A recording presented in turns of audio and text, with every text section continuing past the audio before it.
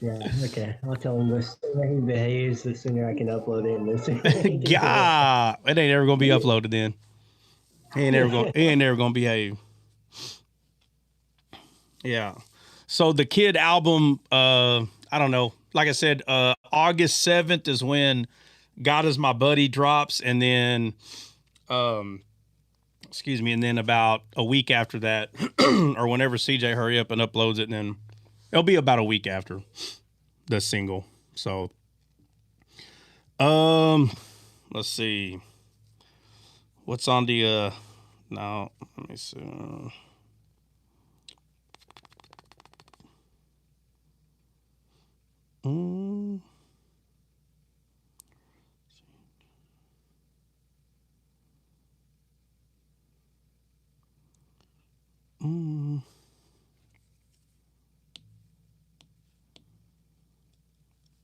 Yeah, that's all old.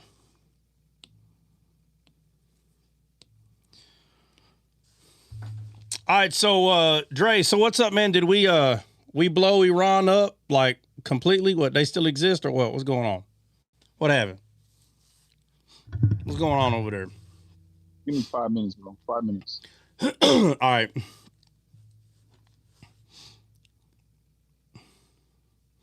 Is Alex, you up here? Alex, was there something we were going over and we didn't finish? Where's Christian at?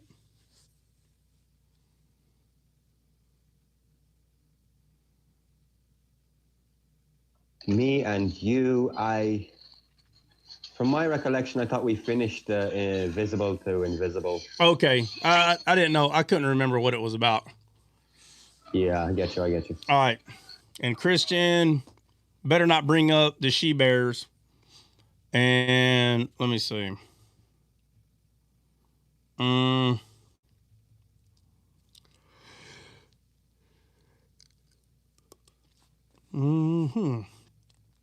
Christian, you there? What else is on the agenda?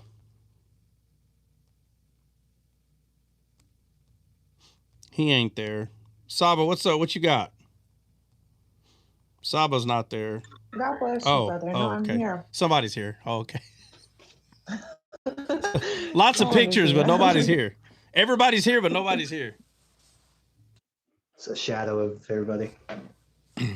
Yeah. Hey, let me remind everybody of something that you all know, okay? But let me remind you, all right, that you're always going to have someone. I mean, it's never going to end. There's always going to be a someone or multiple someones that they can't help it, right? Strife is going to happen around these people. Strife. It's always going to happen. And they'll blame you. They'll blame everybody else. But it's always around them, like all the time. It doesn't matter where they go or the strife, you know. And, you know, you got to be able to discern when someone is more focused on strife than anything else. Okay? You gotta be able to discern that. You have to. It's crucial. Okay? When someone is always focused on trying to accuse someone of doing something and then they act like, oh, I'm not doing nothing wrong. Bro, let me, how about this? Let me put a 1 in the chat. If you've never had this happen to you, then don't put a 1 in the chat. Okay. Talking about people that's had it happen to them before, where somebody wants to talk about something, but they say they don't want to talk to anybody else about it. Just you. It can only be you. Hasn't anyone ever heard that? You ever heard that before? They don't want to talk about anybody else, just you. No, it has to be you, only you. Okay? Let me tell you something. If you don't know what that is, right? In therapy, this person has an agenda on why they just want to tell you that. They have an agenda. They'll be very careful when someone is trying to say, oh no, I either like, I only trust you, or it has to be you. Like if somehow you're special, you should already know something's wrong with that. If anyone was to ever tell me, which it's happened plenty of times, but if anyone was to ever say Oh, I got it. No, it can only be you. It can only be you. No, red flag, man. Red flag. You should already know. Oh, no, because that ain't true. So let me ask you this. Are you the only one they can talk to someone about? You are the only one that they can talk to about this? Is that true? Is that true? You're the only one. No, it's not true. It's a lie. It's a manipulative method for them to be able to tell you whatever it is that they're going to tell you. So be very red flaggish. Be a red flaggish picker-upper, okay? When you hear somebody say, "Oh, it can only be you. I can only tell you." This is a narcissistic. Yes, it is. It's narcissism, 100%. Okay? And that's one thing they'll do. Another thing they'll do is they like to call out someone, okay? They like to call out someone in a very weird, bizarre way, and they make it look like that there's a reason that they did it, right? On Alex's live today, we happen to have one of these type of narcissistic people. They just couldn't wait for Trot. They couldn't wait for Trot to stop talking because they have to say, "Hey, firecracker," or what was the term? Not firecracker. What do you say? A short fuse, right? Let me go. You got to be able to pick up on this stuff, and you got to know the difference. Let me see. You have to know the difference. Short fuse. This is one way, right, where someone is explosive when there's no reason to be explosive. Guys, if you don't know what explosive means, that means that the person is very angry. Very angry. This is just not a normal kind of like offense or no. It's explosive, okay? Or someone who is easily provoked very quickly. So what they'll do is they'll find someone who is being assertive, okay, and they'll lie and say that person is not being assertive. They have a short fuse, so they'll lie about assertiveness. Guys, there's nothing wrong with being assertive. Nothing. If a troll comes in your room and you call out the troll and you say, hey, we're not going to play your stupid games, bro. Get the heck out of here. That is not a short fuse. That's called being assertive. Get out of here. Okay? If you start screaming at him and using vulgarities, you're kind of getting into an aggressive mode. Now, you can be aggressive in other ways, but the intention of what you're doing, you understand? It's the intent. What is the reason? Like, what would be the reason that I would tell someone, "Hey, bro, just get out of the room"? Why? But why am I doing that? That's not being aggressive. That's not having a short fuse. That is quickly responding in a way that this person needs to be responded to. And there are people that don't like that. They don't like it when someone is smart enough to figure out, oh, this person's playing games. Hey, go ahead and get out of the room.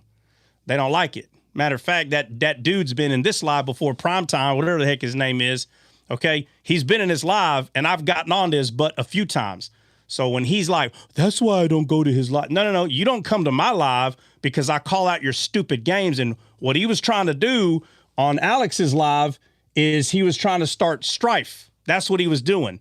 You need to be able, when someone is starting strife, you need to be able to call it out. And Saba did a real good job of calling him out. And I saw him not like it. He did not like it. And then I leave. And you know how like you leave a room, but you can kind of still like hear the last 5 or 10 seconds. I had left and I heard him starting to apologize to Alex. And then Saba's like, "You need to be apologizing to Trot." But he didn't like that, did he? He 100% didn't tell Saba, "You know what? You're right. I need to apologize." No. He's going to apologize to Alex. Do you know why? He's going to apologize to Alex to make it look like he's sorry. No. Another lie. Another one. You can't miss these things. Someone who is sorry goes to and apologizes the person that they were wrongfully accusing, which would be me. You understand? Listen, what did I bring up earlier? Oh, I can only talk to you. Only you. That lie, that very narcissistic lie, it has to be you. And then they mistreat someone, and then they're like, they apologize to the wrong person. Hey, Alex, I'm sorry. What? This is called false, fake. It's a lie. It's all a lie. If the person was truly sorry, they would be telling the person that they falsely accused that they're sorry, but instead they apologize to someone else. Absolutely not. Lie after lie. A fake apology is when someone does not apologize to the person that they were falsely accusing something. They apologize to everybody else. Oh, my God. But this isn't the first time. That knucklehead's been in here, and I've called him out on a bunch of crap. So, yeah, right. He says he's sorry so he can feel less guilty.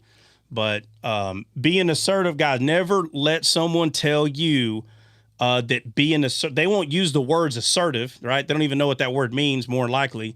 But they're not going to say they're sorry for attacking someone's assertiveness. No. They're going to say, no, that person was doing something wrong, and I was telling them. No, you're being the accuser, Satan, and trying to find a reason to attack the person. There are people that will sit back and they'll just wait for a reason to attack a very specific someone, okay? And like I said, that goofball, I've done told him, hey, bro, just don't even come up here on the box anymore. So he'll come into the chat. He won't say a whole lot, but he'll come in here and he tries to make it look like, well, that's why I don't go over there. No. You don't come over here because you're always saying something dumb. And I tell you, get the heck out of here, bro. Quit. The dude's always saying something stupid. And for anyone to say they don't see that, I'll call you a liar. You're lying. The dude's always saying something dumb. It's always backwards. And, he may believe in God, but there ain't no way he's learning. There ain't no way. After what the way he said what he said. And then I said, bro, what are you talking about? He's like, well, I'm not your guru. Who he talking about? I'm talking about some goofball with the name Prime. What's his name? Prime Time, or what is it? Somebody? Supreme Time, Time Prime or some crap. Some goofball that somebody came into Alex's live trolling, and I noticed it, and I quickly was like, say, bro, get your games out of here, bro. I ain't got time for your dumb games. So that dude makes a comment, wow, D-Scale's got a short fuse. That right there, that he ain't coming to this live. Y'all can tell him, don't ever come back over here. You're not going to come over here and start lying about people that are in here, lying, making people believe they got a short fuse. No, bro. I'll tell you what what is going to be short is my physical height. That's what's going to be short. Okay? And if you don't like short people, I don't know what to tell you. I'm back. Hold on. Let me see. Hey, last night, I just want to say real quick, last night we went through the 12th night of consecutive bombing of Iran, and it looks like we're not stopping anytime soon until them boys bend the knee and kiss the ring. Dang, bro. Yeah, 12 days. I don't know if anybody here realizes like what that means. Like, it ain't 12 days of like shooting one little bomb, bro. It will be 12 days of multiple, like dozens of things, going kaboom, like dozens. I wouldn't be surprised if it would be 25 to 50 of them each day, so. And what everybody needs to understand is all ammunition has a time frame, right? It's got a shelf life. Now, it is possible that ammunition could remain good for a longer period of time, but that's not how the U.S. does it. The U.S. doesn't do it that way. And I can guarantee you a lot of them kabooms that are being dropped, they're on their last 6 months, which means instead of them being replaced and all that, we're just using them. And that more than likely, Yeah, if it's already been 12 days, So, it might go another 12. Listen, Outkast is gonna have to do a remix. Bombs over Iran instead of Baghdad. Yeah, man. Yeah, 12 days. So that means they're going to do it. They're doing it right now. Then again, today will be 13. Yep. Man. Yep. Ooh, like. How did they even get any more ammunition in the first place? What do you mean, Jordan? What do you mean, how did they get more ammunition? What do you mean? From China and Russia. No. Oh, my God. No. Iran, I thought we blew up there. Yeah, so let me explain something about what y'all hear about certain things getting blown up. I don't know. I hate that I have to like be the bearer of bad news here. Okay. But somebody help me out. How big is Iran? Dre, give me like square miles or something. I mean, Saba should know. That's her junk. Hey, look, I'm at the Museum of Nature and Science, right? And that's a grid. Look how big this thing is like way huger than me, bro. Let me see. Like put it this way, my height is like right here on the thing. Dang, what is it, like 9-10 feet? It's like 10 feet easy 10 feet. And look at the size of this thing, bro. Dang. And if y'all don't know, Dre got some big hands. Dre, where would my hand be? Hey, Dre, where would my hand be? Probably like right there. God dang. That's a big old paw. Hey. Huge, bro. This thing is ginormous, bro. And you told me David was fighting one of these. Was it one of them or one of them? Who? Which one was David fighting? I don't know. Matter of fact, I don't know. I don't know. Well, because you have a black bear and now black bears are like dogs. Like you can own a black. Bear, right? Okay, that's a black bear. I don't know. I don't know which kind. They're still big too, though, bro. It don't matter which one, honestly. I mean, they're aggressive for sure, but I mean, there's a significant difference between that and this thing. Holy smokes, bro. Holy, where did Levi go? I just lost my son. Dang, that quick, ladies and gentlemen. That boy just ran off. He's right there. I see him. Dang. He knows not to go too far. You tell him we're gonna have to put we're gonna have to put one of them. Hey, we're gonna have to put one of them white people leashes on him. Tell him. Oh man, he'll probably lose his mind. He'll be tugging on that. This thing, bro. This thing is huge, bro. God, look at that. Holy smokes. How big are one of those tusks on that sucker, man? I would say like three of these. So like as long as your forearm, like elbow to wrist? Probably from elbow to fingertip. Dang. Yeah, it's really big, bro. That thing would skewer your butt. Oh my gosh, talking about shish kebab, bro. Yeah, man. Send some of those to Persia. Yeah, exactly. Forget the bombs. Anyways, I'm gonna take off the camera. Go ahead. Yeah. Somebody look it up, man. How many square miles is Iran? Like, there's got to be 17% the size of the United States, according to ChatGPT. Okay, 17%. Smaller than Texas. Yes. Smaller than Texas. Okay, so which state, Saba? Which state is 17% the size of America in America? Which American state is 17%?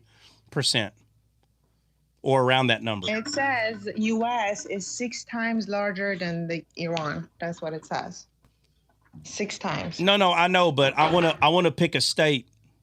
So if Iran, you said Iran is what? 17% the size? Hold on. Yeah, 17%. All right, so ask ChatGPT, what state in America is roughly the same size as Iran?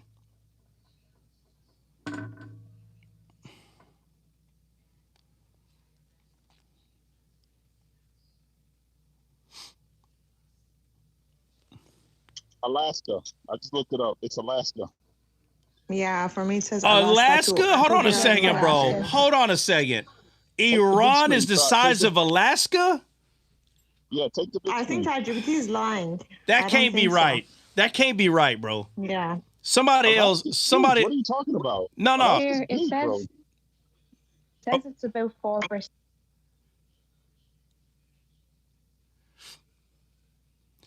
All right. Instead of Alaska, use a. Someone help me out here. A state that's connected, that is touching that's part of the U.S. in the sense of touching it. I want to know which state is the size of Iran. It said Texas is more than double than Iran. So Iran is half the size of Texas. Yes, the hotter half. Half the size. No, that's not true. Well, somebody else confirmed that. Somebody else. Kim got Alaska. All right, somebody else.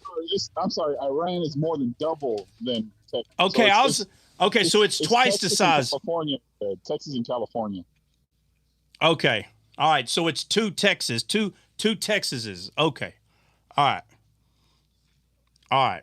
That makes sense. All right. So then it would be Texas, Texas, Arkansas, and Oklahoma.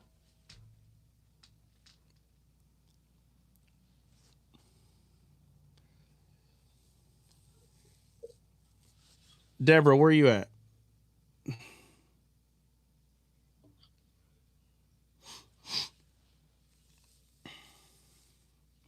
This is what came up for me when I looked at it. All right, Texas is 268,000 square miles. Iran is 600,000 square miles. Yeah, all right, so... Give me the big screen. I got a better one. I'll tell you the actual states combined. So there it is. Texas, California, Montana, and Illinois. Or California, Montana, and Wisconsin. Yeah, no, but bro, Texas and California are so far apart. I'm talking about, look, Texas, if you go up, you got Oklahoma, and then you got Arkansas. So, like, if we kept doing that, I want to know how big that spot would be. What's next to Arkansas? Somebody else can probably figure that out, I guess. Louisiana, Mississippi. Yeah, so it would be basically the 4 states right above Texas and Texas. That's how big Iran is. So, yeah, so that's almost 20%. That's about almost 20% of America. So, yeah, we got the square mileage. I mean, that's pretty, like, again, that's pretty freaking big, man. So, all right. So, the reason why I did that is because Jordan asked, how did they get more ammunition? All right. They didn't get more ammunition, bro. Okay. I'm trying to show you how big they are. So if you were to take Texas, Oklahoma, Arkansas, Louisiana, like, I'm just saying, like, that big section, they have their ammunition everywhere. I don't know why y'all think that all their ammunition is inside of Walmart. You know what I mean? Like all we got to do is send a missile to Walmart, and then once it goes kabooey, all right, we got all of it. No, bro. No, these people, they think nothing of death, war, death to America. This is all they think. Okay? So they're using their entire property that they have, which we just looked how big it was, which is 2.5 Texas. It's a big place. They have this stuff all over. It's separate. They don't have all of it. They don't have all of it in one spot. So they didn't get more ammunition. They have multiple huge stockpiles, and we've hit a lot of them. Where one of these stockpiles could have had thousands of rockets, bro. So we've hit their mass majority of rockets are almost completely obliterated, like they're almost completely gone. But they still have a place that's going to have 100 over here, another 100 over here, and they're all over the place. There's going to be multiple thousands of rockets, probably 5,000 to 10,000 rockets that we will never be able to just kaboom in one hit. It'll never happen. They got them spread out, and they got to be careful because they can't make any more. So what they have is what they have. And so under that mountain that everybody's calling Pickaxe Mountain over there, it is said that I want to say they're saying a few thousand feet underground, right? That's what they're saying. That they have a huge like underground city. Okay, how big it actually is, I don't know. I ain't never been there. Okay, and they're wanting to just blow that up because that's where they're going to have to take their nuclear things to try to continue their nuclear program. And it's crazy because they're such good liars. They're such good liars. They got Saba believing them sometimes, right, Saba? God. Sometimes. Yeah, so that's how they're so good. But even that even the elect will fall for it. You know what I mean? That's how good of a liar that they are. But Brother, what do you expect? Like for 45 years, 50 almost years. Yeah. They've been lying to us. Yeah, like, I know. That we're so powerful. We're this, you know. Yeah. Well, y'all were honestly, y'all were. It's true, man. I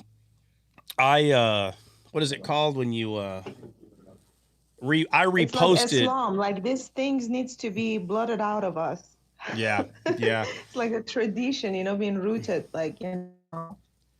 Yeah. No, it's them pirates. They're just pirates, man. You know, I saw a video of people showing how it used to be in Iran before these pirates took over, bro. I mean, I reposted the video. I was just like, dude, it's just, and I know it's true. I remember my, dad telling me when I was younger, the freaking pirates went over there and took this place over. And, my brother's. Our passport was pretty much like #1 passport in the world. Like literally, we didn't need to travel. Like we didn't need visa to travel anywhere. Yeah. So, and we had so many Americans, so many like British people, like, they used to live there. And obviously it was because of the king. I'm not sure if you've heard it. I'm going to send you the video later. But there was a big ceremony. The Shah, the king, he called like many leaders and the kings and the queens like from all over the world. Like it was a feast, like feast of, I think, like a month or two, something. Like he had to make tents for them, and like beautiful, luxurious tents that they had like AC units and all of that. I'm going to send it to you. It's a true story. When they got there for the feast, he used, what do they call, like tonsils, like spoon, like, forks and knives, all of these like things that were made with gold. When the leaders, they finished their food, they realized like half of them, the tonsils, I don't know how do they call it, but yeah, you get the point where I'm talking about. Like half of them was missing. Like imagine being a leader, a king and a queen, like, stealing like the gold from the table. But it was a huge feast, like how the kings back in the days, they used to throw feasts and like call people. I'm gonna send it to you, utensils. Thank you so much. But yeah, I'm definitely gonna send it to you because it's really cool to watch the video. They've already recorded it, so. Yeah. But yeah, it used to be like really different than what it is now. Like, like pretty much like if you go watch, no, I know. Look, I reposted a video. If you go watch, just go watch your feed, just for like 5 or 10 minutes, you should come across the video that I reposted. That Descaled reposted it, and it says how Iran used to be. And I mean, you see them out there. I mean, it looks like America, the way the people are dressed. They're not all covered up. They're wearing regular, swimsuits, bikinis or whatever. And you can see the people that, bro, not everybody, looks like freaking Chewbacca, covered up like Chewbacca, and it's nuts, man. But anyway, so, Hey, you ever seen the movie The Dictator? The what? 2012? The Dictator? I don't know. When did it come out? It was in 2012. It was a spoof movie. Cohen, bro. It's called The Dictator, and the guy's like he's like the ultimate leader of. I want to say he's from Iran. It's either Iran or Iraq, one of the two. It's funny though because he's walking around. I'm pretty sure it's Iran, and he's building like nukes and stuff like that. And what kind of movie is it? A comedy? It's comedy. It's satire. It's hilarious. Yeah. So it's that guy. He's always making fun of. I think I know which. I think I've seen previews of it. It's the same guy who did Borat. When he's the ultimate leader, he does that thing. Somebody will like go against him. He'll go. Yeah, I've seen I need to see that movie. I need to see that. I've seen the previews of it. Good luck finding it. It's hilarious, and on top of that, he'll be like, he'll do like that, and then the people act like they take him away, and he ends up.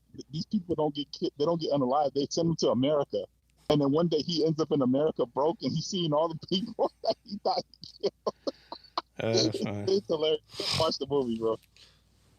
Trot. I've been sent with a message. From who? Hold on. From who, Christian? A reliable source. No, then the message can't be spoken here. Then, if you can't tell us where it came from, those words will not be uttered in this live. You could tell them to send it themselves. Then what? It's about gas. Hey, bro, you love trees. Look at this tree trunk. Crazy. Hold on. It's a petrified tree trunk. Look at that. That is gorgeous. I want a slab of that on your kitchen top. That's just yeah, it's granite. It's $40,000. It's granite by now. It is. That's exactly what it is. It's petrified. Yeah. It's like from stone. Like the stone. This is the actual tree that they found, and they cut it in half. Look, this is gorgeous. It's really a bone for one of the giants. This is how they hide them. Basically, that's amazing. You imagine having your kitchen counter? Oh man, I think my wife would never argue with me. Yeah, that's nice looking. That's cool. All right, what's the topic of this discussion, Christian? Gas. What kind of gas? You talking about fuel? Yep, I'm talking about fuel. All right, what about fuel?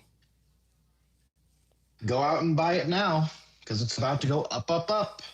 Now, that's no duh, Christian. No duh. But more than Iran. They are now kabooming a different strait that Russia uses. Yeah, we know. So Russia has now closed that strait. Yeah. Not just Russia. There's another one, too, that's on the other side. It's like a trifecta. It's like a trifecta that's happening. So. And then Russia shut down their port now. So. Yeah. Big time bad stuff for gas. Yeah. Well, it's all good. We'll figure it out. But you asked me before, Trot. What? I couldn't hear you because I was on the phone. You said, what's on the list? And I said, Dre has Malachi 3:12. We have Judges 17 verses 2 and 3. And then Alex is Jeremiah 4 verse 17, keepers of the field. Those are the three topics on the docket. On the docket. All right. Let's see. Let me get back over here. Yeah, let's finish. Alex, you're going to be able to go through the rest of what you brought up about the leopard, even though all you want to know is the leopard, but I'm going to talk about 50 other things before we talk about the leopard. Leopard. Yeah, sure. He's like, yeah, sure. I just want to hear about the leopard. Let me know when y'all are done. Let me know when you're going to say about the leopard. Yeah. Just let me know, tap me. Yeah, he's like, hey, Deborah, whenever they get to the leopard, wake me up. Let me see. He's actually listening. We're not even in the same room in the house. So I don't know if he is sleeping, guys. I don't know. Yeah. Who's got the baby? Me. Yeah. The baby's asleep, just for your information. It's like, no, it's like the baby's got himself right now. It's Alex. Alex is the baby. Alex is the baby. That's a woman for you. Don't worry, Alex. That's how women are, man. That's how they are. They can't help it. They can't. Okay. They can't help it, bro. Anytime they get a foot in there, oh no, not yet. Oh. Well, you should have seen me and Dennis this morning, right? Yeah. We were gonna do like a separate section for the account that we made, right? Like relationship and like marriage and stuff, right? Yeah. And I was like, "Are you sure you really want to give them ammunition?" It's like they have enough already. Bro, I was saying, sure, if we do make these videos, they're just gonna say, "Oh, so you do know how to act," and here you are now. So that's so true. So we just said, okay. Hey, look, it doesn't mean you don't teach about it, right? I'll tell you, that's such a good way for Satan to stop a guy to teach something he knows it's true, okay? And I'm not talking about the law. I'm not talking about that. Jesus is the one that told us, be careful of those that focus on that because they're hypocrites. They'll tell you, don't do this and this, but yet they do it. Don't do this and this, but yet they do it. But he's talking about legalism, the law. But it doesn't mean we don't have to talk about, that we can't talk about what is right? What is right, like how to handle things. Not telling people, stop doing this. No. You can talk about how to handle situations. You can. That is the complete opposite of telling people how to act, meaning stop being bad. And people will tell you, no, it's not. It's the same thing. I totally disagree. I don't believe it's the same thing at all, because focusing on how to be good is not the same as telling someone stop being bad. It is not even close to being the same thing. And people will tell you that it is, and it's not. It's not the same. I don't give a crap what they say. It's not the same. When you're telling people behave, stop being bad, oh, don't do this, when you're focused on that, you're focused on sin, right? But when you're telling someone be fruitful and multiply, you understand? Be fruitful and multiply. Now you're focused on what God says in the sense of forward, moving forward, right? It's not the same thing. Now, if somebody needs it, then that's different. Then now, because the Bible tells us to use the law lawfully, meaning there is a way to use it. And sadly, a lot of people abuse. It.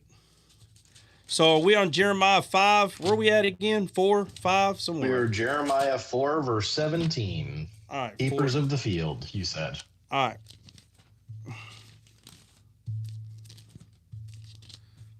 4:17, and we'll kind of pick up. Now, the question is in 5, right? Jeremiah 5, what?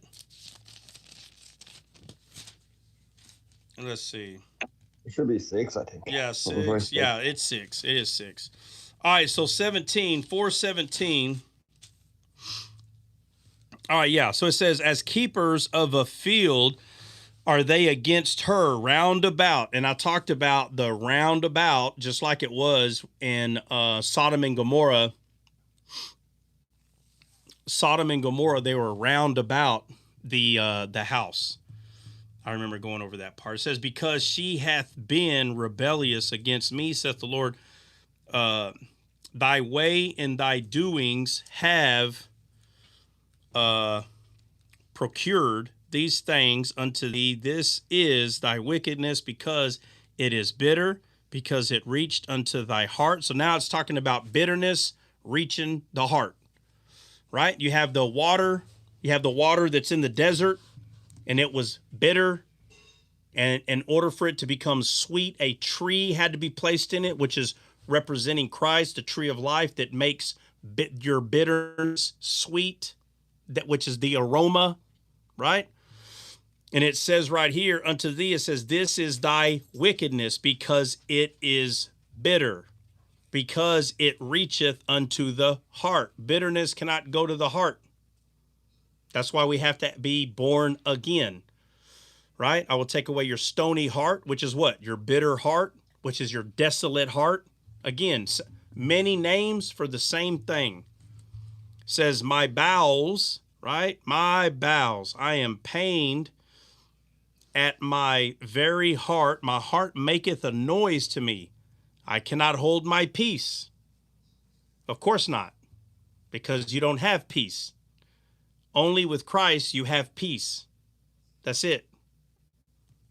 But it says, I cannot hold my peace because thou hast heard, O my soul. You heard my soul. He doesn't hear the flesh.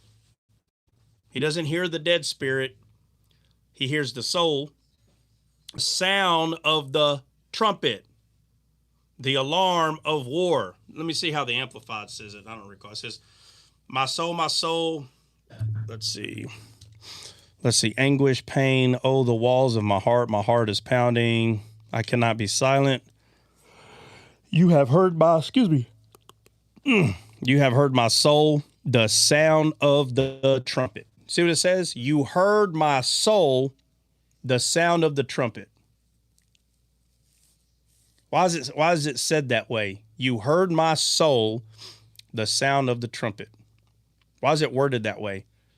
Is your soul a trumpet? Because the soul's not dead. Yeah, but does your soul look like a trumpet? Yeah, but out of the heart the mouth speaks. Yeah, but why is it called a trumpet? That's part of us that sings, I guess. Y'all don't remember me going over trumpets? Remember that? Yeah, trumpets is the voice of the angels that spread the good news, the gospel.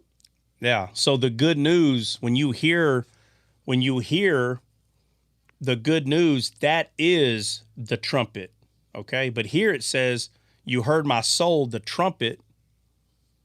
But is your trumpet supposed to cause fear, or is the trumpet supposed to cause something opposite of fear? Peace. Yeah. Yeah. So when God spoke, the people heard a trumpet and they were afraid, right? Yeah, because they realized what they did wrong. Well, no, because it wasn't time for the gospel.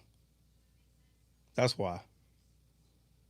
So the only thing God had for him was death. That's it. The mediator was not here yet. He wasn't here, right? There's a song that I wrote. The name of the song is Trumpet Blast. Okay. We are his trumpet blast. We are. Our soul is. And when that great day happens where we all sit at the table, because that has not happened yet, but when that does happen in unison, all of us being in one, there will be a great trumpet blast. There will happen. And it'll be all of us. All of us will be that blast. So, my soul sounded the trumpet, the alarm of war. Says 20, destruction upon destruction is cried. For the whole land, man, why is that so? For the whole land,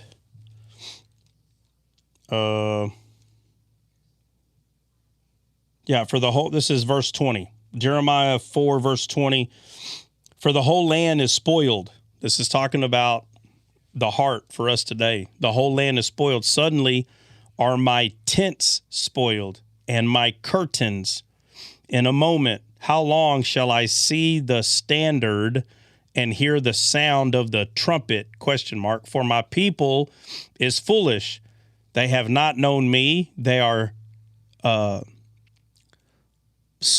sottish children. They're Scottish. You hear that? They're Scottish children, not the Ireland people. The Scottish, and they have none understanding. They are wise to do evil, but to do good they have no knowledge. Why? Because they don't have the spirit of knowledge, right? They don't have the spirit of knowledge. I beheld the earth, and lo, it was without form and void, and the heavens, and they had no light. I beheld the mountains, and lo, they trembled, and all the hills moved lightly. I beheld, and lo, there was no man, and all the birds of the heavens were fled. I beheld, and lo, the fruitful place was a wilderness. You understand this is talking about man's heart. Y'all understand that, right? That's what it's talking about. All of this, the bitterness, the trumpet, the only thing that they're hearing is a trumpet of war. That's it. And it goes on that I saw the earth with no form. Look what it says. How was it in the beginning? Doesn't it same talk as the beginning? Huh? In Genesis? Yep. Yeah, the same. It's the same. It says right here.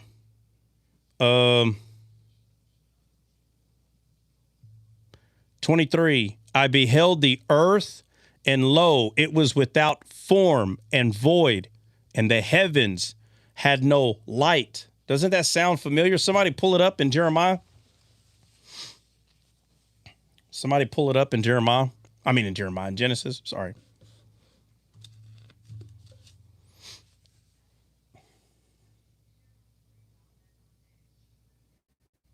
Sorry, bro. 1 sec. Whoever can, man. It's all good. Oh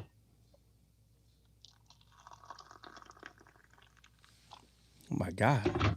That's some serious coffee. Coffee? Nah, it's some tea. Oh, my bad. Yeah, I don't feel the best. So it's in Jeremiah. No, Genesis. Oh, Genesis. Yeah. 1, right? The talking about the void and the form. Somebody help him out. I got it here. The earth was without form and void, and darkness was upon the face of the deep, and the Spirit of God moved upon the face of the waters. Yeah. So in Jeremiah 4:23, it says, I beheld the earth, and lo, it was without form and void, and the heavens, and they had no light. Sounds real familiar, correct? All right, we get to, move that over there. We get to, what are you doing? Unknown.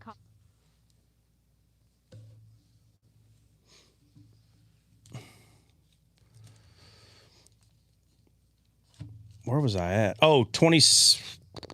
I was at 26. I'm 27. For thus hath the Lord said, the whole land shall be desolate, yet will not make a full end. Will not make a full end. For this shall the earth mourn. Doesn't the Bible say that the whole creation groans? Yep, the whole creation groaneth. Yeah. I'll find it for you now. Right. It says, and the heavens above be black, because I have spoken it, I have purposed it, and will not repent, neither will turn back from it. The whole city shall flee for the noise of the horsemen and bowmen. They shall go into thickets and climb upon the rocks. Every city shall be forsaken, and not a man dwell therein. And when thou art spoiled, what wilt thou do? Though thou clothest thyself with crimson, though thou deckest thee with ornaments of gold, though thou rentest thy face with painting, in vain shalt thou make thyself fair. In vain. Notice what it's describing. So we're trees, right? Right? In the book of Jeremiah, right? Should be chapter 1. Can't remember exactly where it's at, but it says, don't be like the heathen. And everybody thinks it's only talking about a Christmas tree. It's not only talking about a Christmas tree, but it can be. Nope. Let's see. Okay, maybe it's 3. Could have swore it was.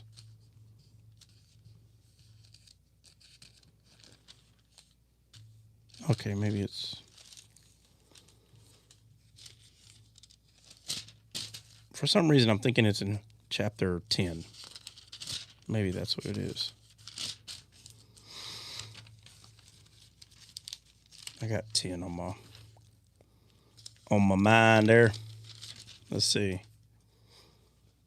Yeah, it's 10. My bad. Jeremiah 10 says, hear ye the word which the Lord speaketh unto you, O house of Israel. Thus saith the Lord, learn not the way of the heathen, and be not dismayed at the signs of heaven, for the heathen are dismayed at them. For the customs of the people are vain. For one cutteth a tree out of the forest, the work of the hands of a workman. With an axe they deck it with silver and gold. They fasten it with nails and a hammer that it doesn't move. They are upright as the palm tree. You understand? They're upright as a palm tree. It's not even a coincidence that they use a palm tree. Saying that they make this tree look as beautiful, but it's not. You think it's a coincidence? Out of all the trees it could have used, it's saying that this tree is the tree of a heathen. But the palm tree always represents the spirit, meaning it's already beautiful. You don't have to fake it. It's already beautiful. Upright as the palm tree, but speak not. Palm tree, speak. Wisdom. This thing do no speaking, right? They must need to be born because, meaning carried. They have to be carried because they cannot go. But be not afraid of them, for they cannot do evil, neither also is it in them to do good. For as much as there is none like unto thee, O Lord, thou art great, and thy name is great in might. So this is 100% talking about a Christmas tree and the pagans, what they used to do. It's not specifically talking about America Christmas. That's not what it's talking about. But the act of what is happening with the tree, that is exactly what people did. And it came from paganism, 100%. So does that mean don't get a tree and don't decorate it? That's not what this is teaching. But you do need to know that that's where this came from. This is what's being spoken about here, where it says, let's see. Oh, one over.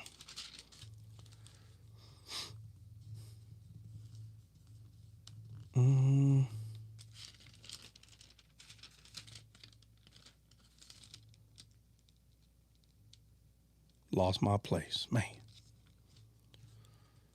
Hold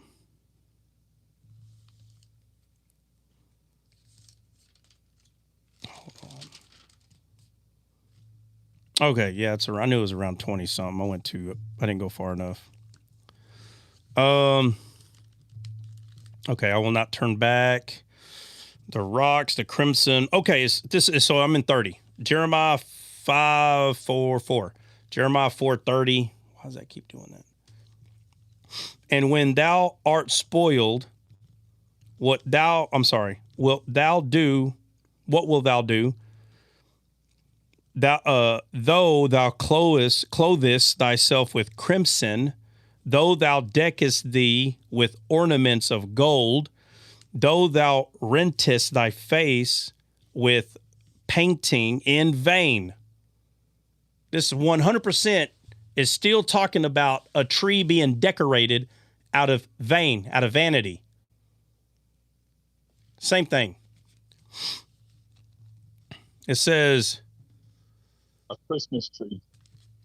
Well, yeah, but in this case, talking about it could be talking about, or it is talking about us doing this because we are trees.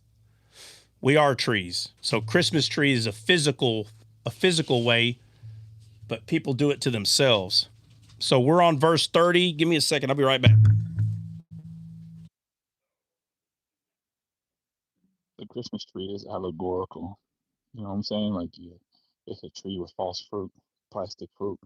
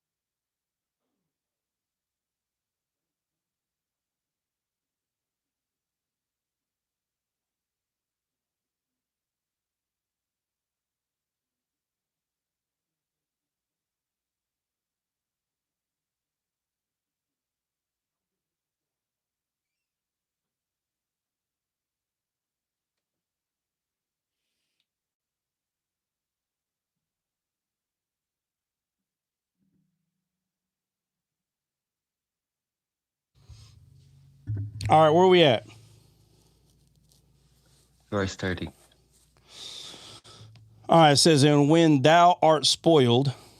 All right, let me go back. Okay, crimson, you deck yourself. Let's see, paint your face. In vain, thou shalt make thyself fair. So that you're trying to make yourself fair. So where in the Bible do we see this word fair being used? Where at? Anywhere.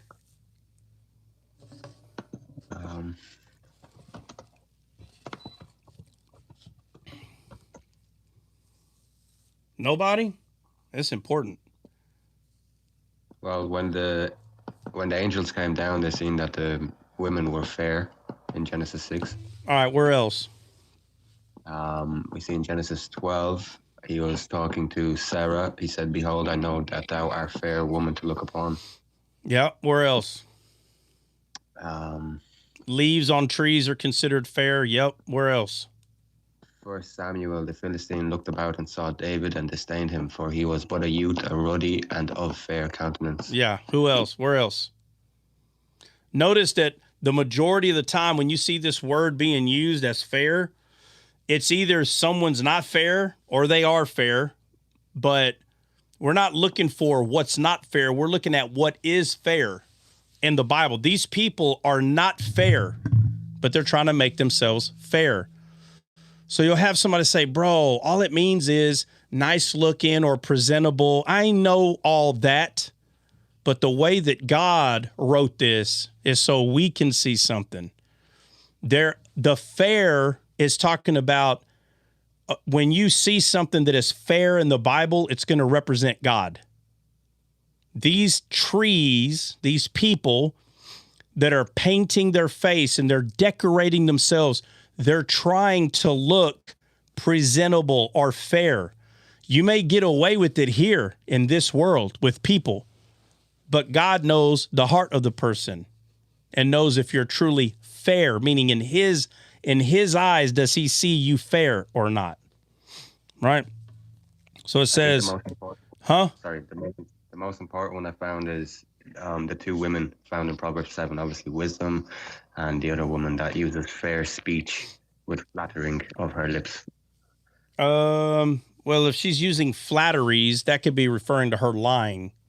I got to read it in context. It's been a minute, but all right. So let me see. Right? Shalt thou make thyself fair? So again, can you make yourself fair in God's eyes? No. But that's what you hear happening. They're wearing crimson, meaning red. They're putting on makeup. They're decorating themselves with gold. They're doing all this. Even Jezebel, when you pay attention, she puts her head out the window and it says that she painted her face. Because remember, there was a guy coming to unalive her, but she was trying to make herself look fair by putting makeup on. This is just not pointing at a physical woman sticking her physical face, and if she looked pretty enough, the man wouldn't unalive her. No.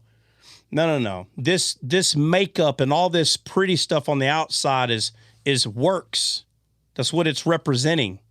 It's representing Adam and Eve trying to cover themselves with leaves. They covered themselves, meaning they didn't come from God. They're not leaves from God. They're not God's fair leaves. It's their works. Cain unalived Abel because Abel offered something that was more than himself. Cain offered his own works. What did it say? God looked at both of their sacrifices or both of their offerings, and what did he say? What does it say about their two offerings? Somebody go to it.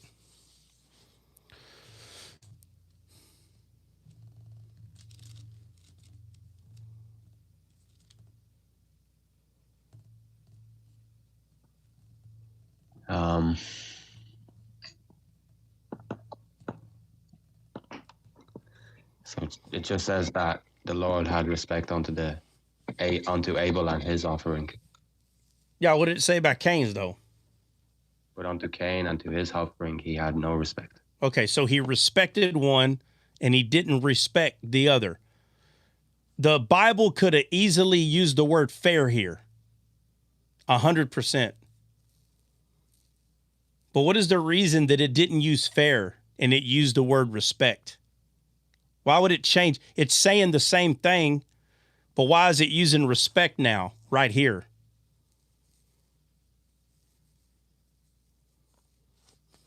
Anybody know? Because the Lord respects the firstling of his flock, I guess. Well, that's true. So the opposite of that would be what? He does not respect works at all. Right. He doesn't. Right. So the Bible says he doesn't respect works. He's not a respecter of what? Of men. Of people. Of men. Persons. He's not a respecter of persons, people, men. Talking about the works. So he used the word respect there. So he respect Abel's because his offering was not of man. You understand? Cain's offering was of man himself, his own works. God didn't respect Cain's offering. Why? Because it was of men. But he respect Abel's offering.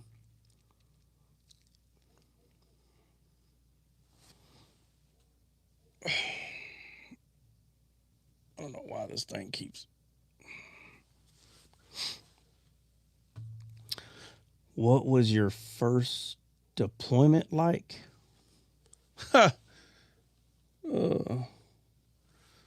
What do you mean? What was it like? It was war. That's how it was like. All right. Let's see.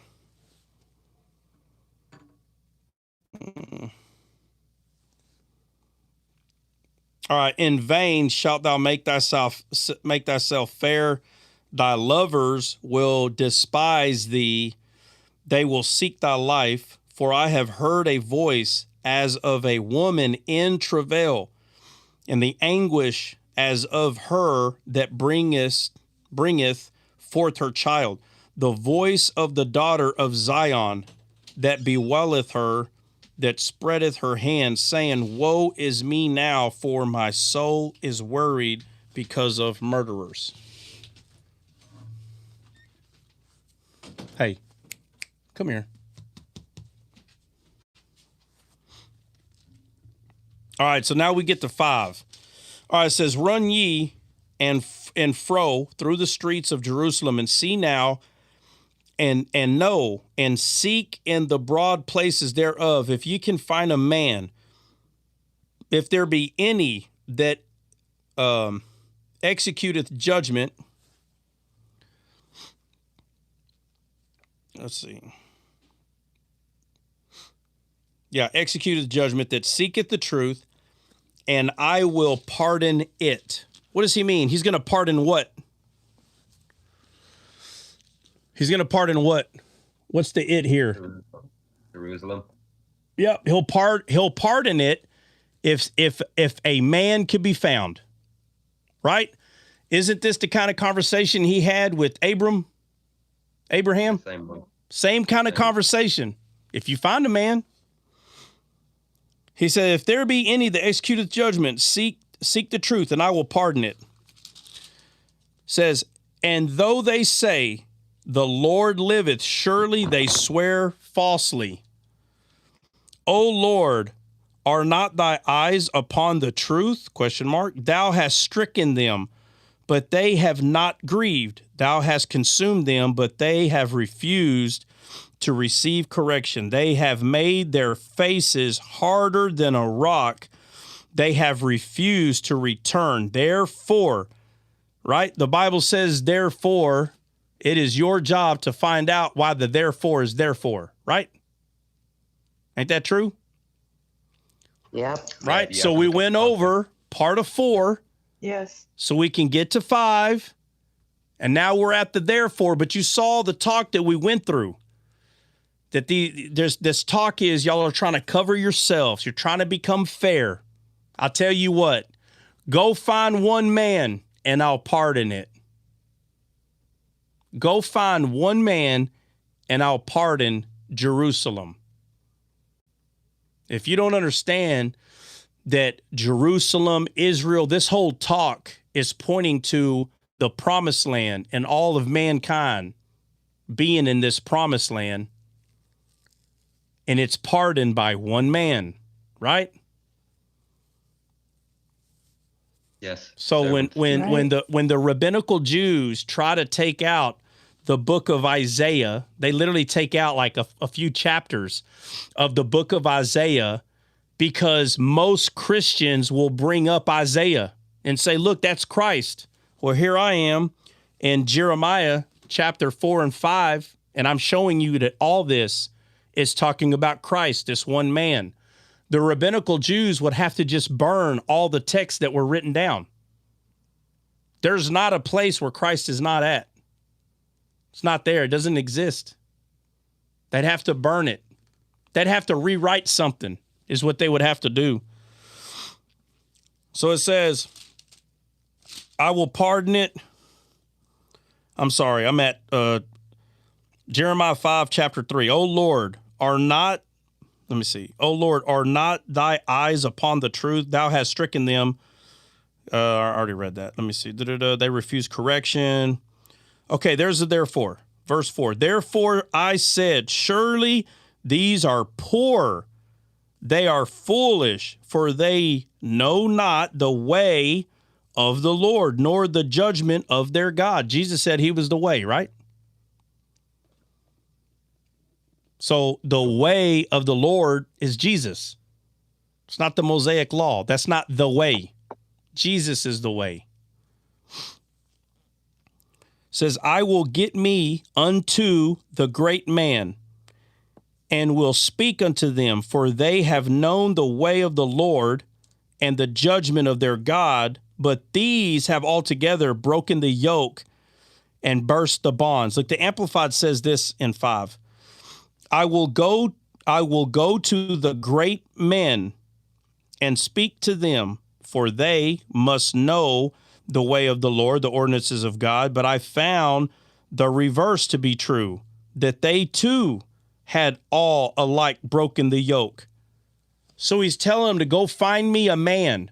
So he went to people that are considered the great men, and he didn't find a great man amongst them, right? Ain't that what this is saying? Jesus and Nicodemus. So he says, great man, let's see, speak to them, judgment, yoke. All right, 6, he says, wherefore, watch this, because of all this that we went over, wherefore a lion out of the forest shall slay them. A lion out of the forest. Where did the bears come from? Out of the wood, right? Forest. Yep. It says, a lion out of the forest shall slay them, and a wolf of the evenings shall spoil them. A leopard shall watch over their cities. Every one that goeth out thence shall be torn in pieces. So you have a lion, a leopard, and a wolf. Where is my? You have a lion, leopard, and a wolf. All right, let me go back to it. It says, wherefore a lion out of the forest, okay? Out of the forest. Let's see. It says, a wolf of the evening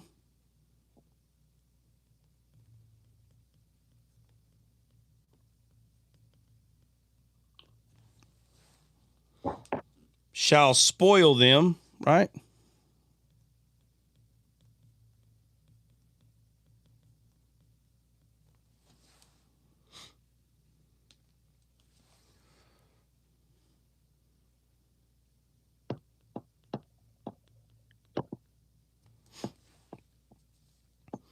All right. And it says, yeah, a wolf out of the east shall spring. It says, a leopard shall watch over their cities.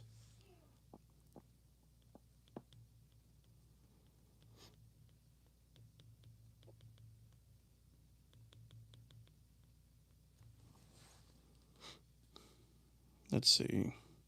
Watch over this. It says, every one that goeth out hence shall be torn in pieces, because their transgressions are many and their backslidings are increased.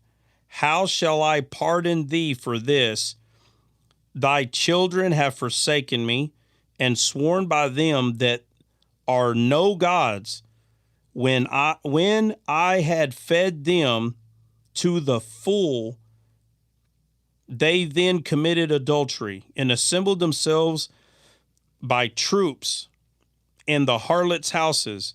They are as fed horses in the morning, everyone neighed after his neighbor's wife. What does the Bible say about horses? You have to bridle them, or they're just a wild beast if you don't. Well, it said, well, yeah, but it also says, and because if we have to go to the verse, I will. But the Bible basically says that a man who cheats on his wife is no different than a horse or a donkey. Meaning, just going up it. Well, meaning you're just an animal. Yeah. So this right here says they neighed at their neighbor's wife, doing nothing but proving how carnal these people they've become, right? So it says, 8. It says, everyone neighed after his neighbor's wife. Shall I not visit for these things, saith the Lord? And shall not my soul be avenged on such a nation as this? What does that mean? Shouldn't my soul be avenged? What's he talking about? Shouldn't my soul be avenged? His word, because they went against his word or himself. Yeah, but what is it talking about? His soul being avenged. What's that talking about? They crucified him, I guess. No, but at this time, there's not a crucifixion at this time. This is talking about how all these people are sinning and acting like animals.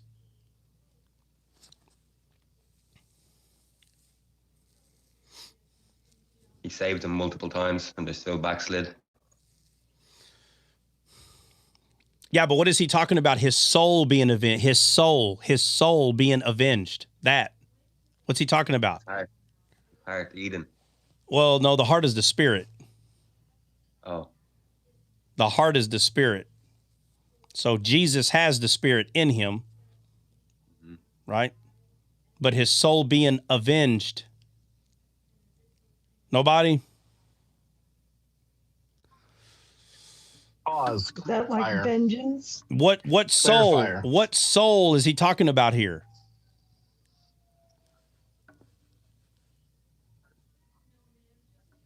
What, Adam's soul? I'm asking a question. What soul is he talking about? His own soul. Where? How? So we know he's talking about his own soul, but what? Explain it. What's he talking about? My soul being avenged.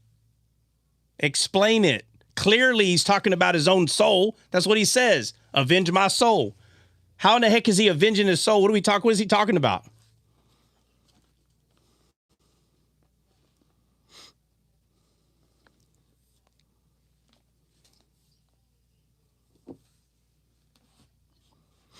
He says, and shall not my soul be avenged? What does that mean? My soul being avenged. He's talking about all these people sinning. What the heck is he talking about his soul all of a sudden?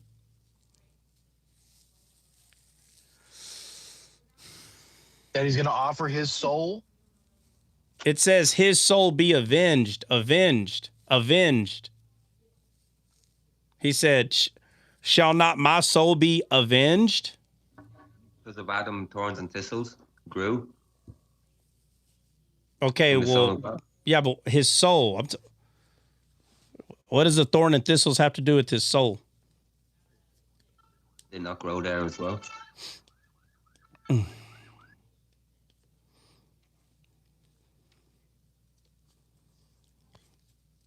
Agape, would you say vengeance is his? Yeah, vengeance is his.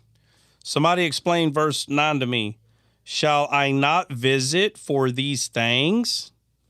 When he made the covenant with Abraham, his own soul walked down the aisle.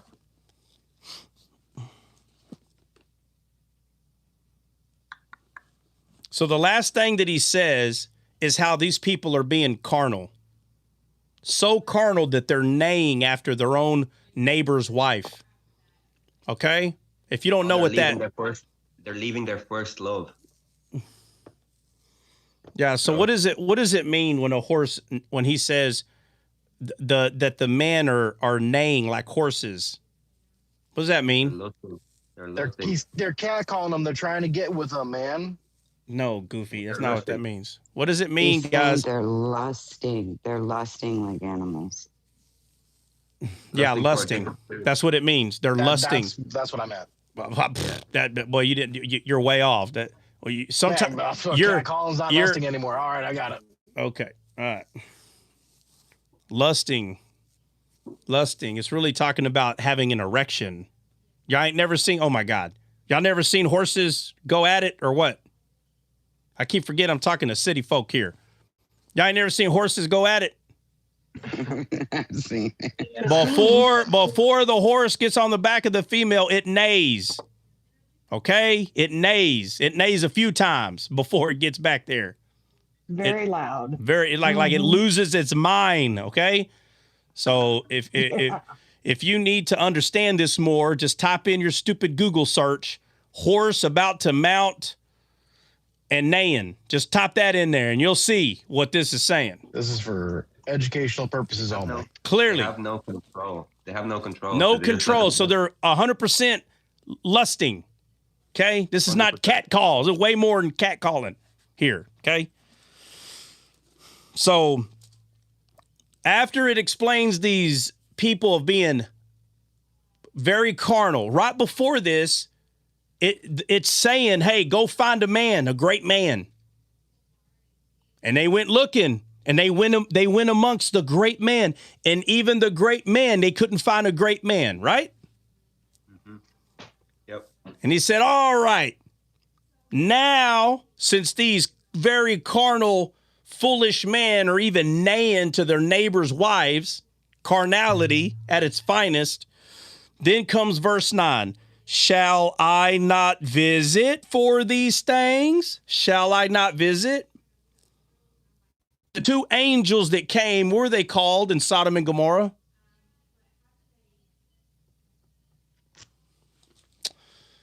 Angels of the Lord. All right, let's go real quick. Let's go where Abraham meets the three men and feeds them. Somebody pull it up. Genesis 18, I think.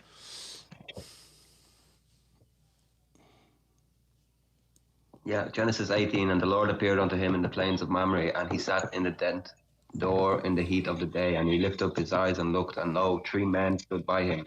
And when he saw them, he ran to meet them at the tent door, and bowed himself toward the ground. Said, My Lord, if now I have found favor in your sight, pass not away, I pray thee, from thy servant. Let a little water, I pray you, be fetched, and wash your feet, and rest yourself under the tree. And I will fetch a morsel of bread, and comfort you and your hearts. After that you shall pass on. For therefore are you come to your servant. And they said, So do as you have said. And Abraham hastened into the tent unto Sarah, and said, Make ready quickly 3 measures of fine meal, knead it, and make cakes upon the hearth. And Abraham ran into the herd, and fed a calf tender and good, and gave it unto a young man, and he hasted to dress it. And he took butter and milk and the calf which he had dressed, and he set it before them, and he stood by them under the tree, and they did eat. And they said unto him, Where is your wife Sarah? And he said, Behold, in the tent. And he said, I will certainly return unto thee according to the time of life. And lo, Sarah thy wife shall have a son. And Sarah heard it in the tent door, which was behind him. And now Abraham and Sarah were old and were well stricken in age, and it ceased to be with Sarah after the manner of women. Therefore Sarah laughed with herself, saying, After am I waxed old, shall I have pleasure, my Lord being old also. And the Lord said unto Abraham, Wherefore did Sarah laugh, saying, Shall I surely bear a child, which am old? Is anything too hard for the Lord? At the time appointed, I will return unto thee according to the time of life, and Sarah shall have a son. Then Sarah denied, saying, I laughed not, for she was afraid. And he said, Nay, but you did laugh. And the men rose up thence and looked towards Sodom, and Abraham went with them to bring them on the way. And the Lord said, Shall I hide from Abraham the thing which I do? Seeing that Abraham shall surely become a great and mighty nation, and all the nations of the earth shall be blessed in him. For I know him, that he will command his children and his household after him, and they shall keep the way of the Lord to do justice and judgment, that the Lord may bring upon Abraham that which he has spoken of him. And the Lord said, Because the cry of Sodom and Gomorrah is great, because their sin is very grievous, I will go down now and see whether they have done altogether according to the cry of it, which is unto me, and if not, I will know. And the men turned their faces from thence and went towards Sodom, but Abraham stood yet before the Lord. And Abraham drew near and said, Wilt thou also destroy the wicked, or the righteous with the wicked? Peradventure there be 50 righteous in the city. Will you also destroy and not spare the place for 50 righteous that are in the city, that be far from thee, to do this matter, to slay the righteous from the wicked, and that the righteous should also be as the wicked, that be far from thee? Shall not the judge of the earth do right? And the Lord said, If I find in Sodom 50 righteous within the city, then will I spare all the place for their sake. And Abraham answered and said, Behold, I have taken upon me to speak unto the Lord, which am but dust and ashes. Perhaps there shall lack 5 of the 50 righteous. Will you destroy all the city for the lack of 5? And he said, If I find 45, I will not destroy it. And he spoke again and said, What if you find 40? And he said, I will not do it for 40's sake. And he said unto him again, Oh, don't be angry, and I will speak. Perhaps you shall find 30. And he said, I will not do it if I find 30 there. And he said, Behold, I have taken upon me to speak unto the Lord. What if you find 20? And he said, I will not destroy it for 20's sake. And he said, O Lord, don't be angry. I will speak again, but this once. What if you find 10? And he said, I will not destroy it for 10's sake. And the Lord went his way, and as soon as he had left communing with Abraham, Abraham returned unto his place. All right, so go to Lot. Yep, Lot sat in the gate of Sodom, and 2 angels came to Sodom at even, and Lot sat in the gate of Sodom, and Lot, seeing them, rose up to meet them, and he bowed himself with his face towards the ground. And he said, Behold now, my lords, turn in, I pray you, into the servant's house, and tarry all night, and wash your feet, and rise up early, and go on your way. And they said, Nay, we will abide in the street all night. Are you looking for a specific? Yeah, just keep going. Just keep. Well, I wanted you to read that. I just couldn't remember exactly where it was at. Okay. It's fine. Okay. And he pressed upon them greatly, and they turned in unto him and entered his house.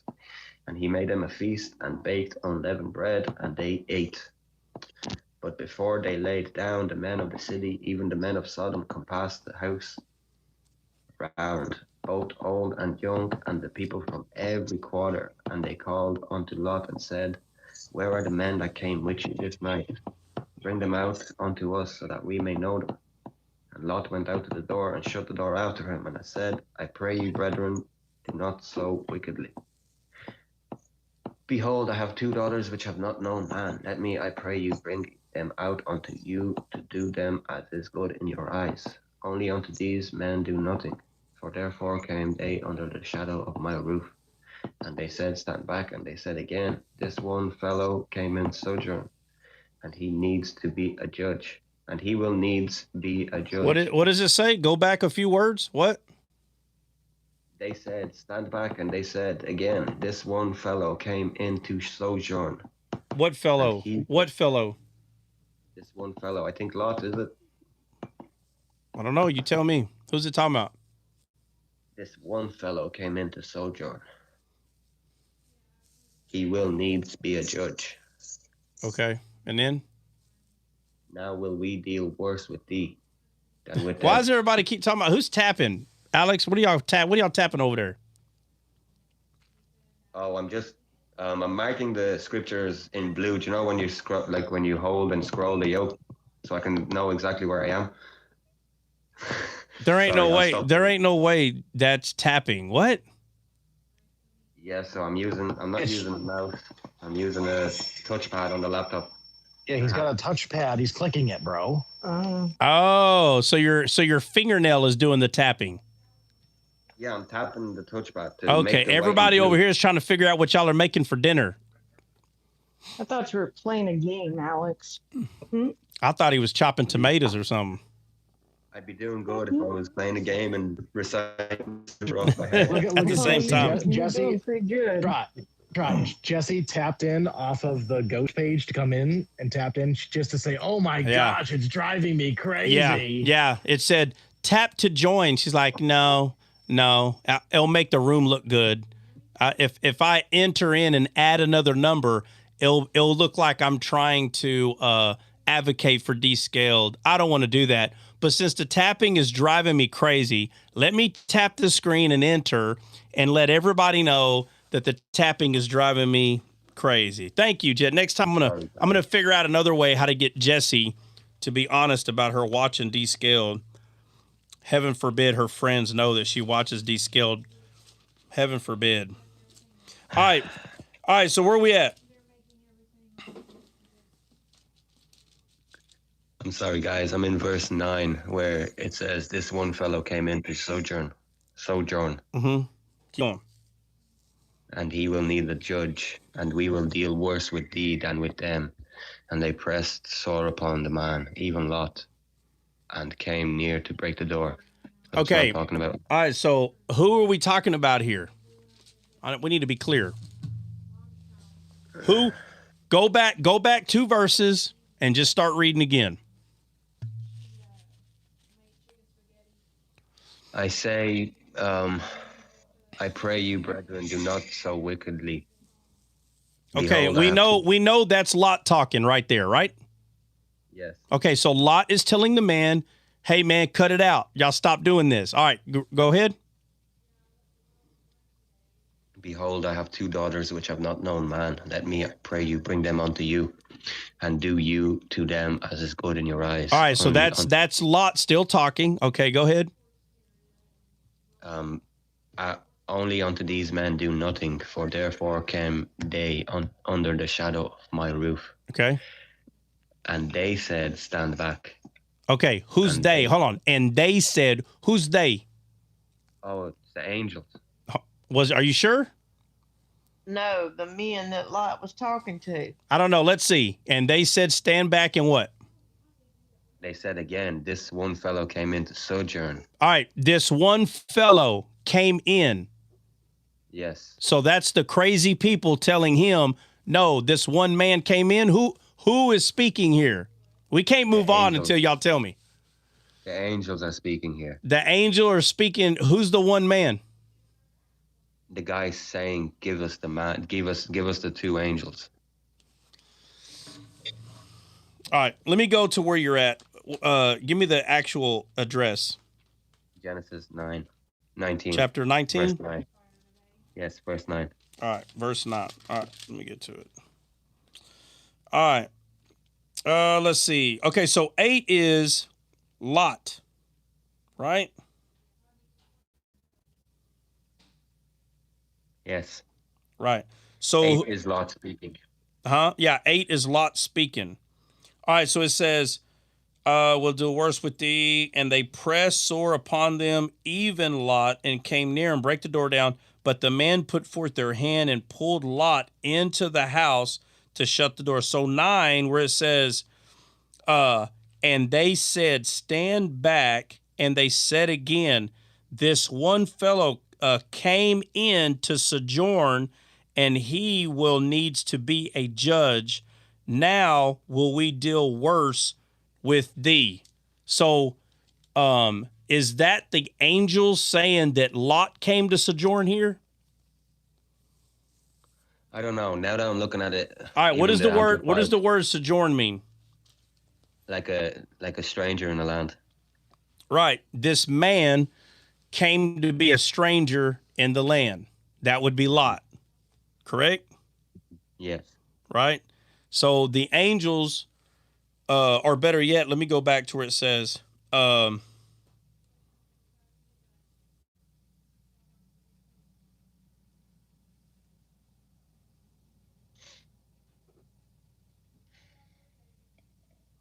yeah, so it's the crazy man that is saying, like Lot, you're a stranger here, bro. Get out of my way, or I'm going to do worse with you. That's what they're saying. Because they're saying, hey, we're the man that came in your house. And he's like, hey, and right? He's like, hey, I got family. I got daughters you can deal with. And they're like, man, this dude, bro, you're a stranger here. So get out of the way or we'll do worse with you. That's what's being said. It's the crazy men that are saying this to Lot. They're telling Lot, bro, move out the way. This one fellow, they're saying, this dude, you came here as a guest, and now you're trying to act like a judge. That's what they're saying. Trying to act like a judge. Now we will deal worse with thee than with them, talking about the angels. And they pressed sore upon the man, even Lot, and came near to break the door. But the man put forth their hand and pulled Lot into the house and shut the door. And they smote the man at the door with blindness, both small, great. So they worried themselves to find the door. Now they can't find. I went over all that before. If y'all don't recall that, y'all need to go find that video. And it says, and the man said unto Lot, hast thou here any besides the son-in-law?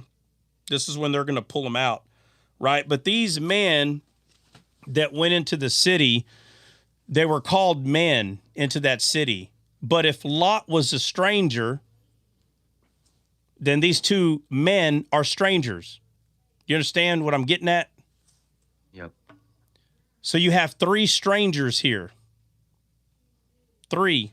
And in God's world, if you're not born again, you're a stranger. And you have all these stories in the Old Testament that are talking about strangers in the land, constantly talking about outsiders in Israel. Let me go back to Jeremiah, where you kind of see the same talk. It's the same thing.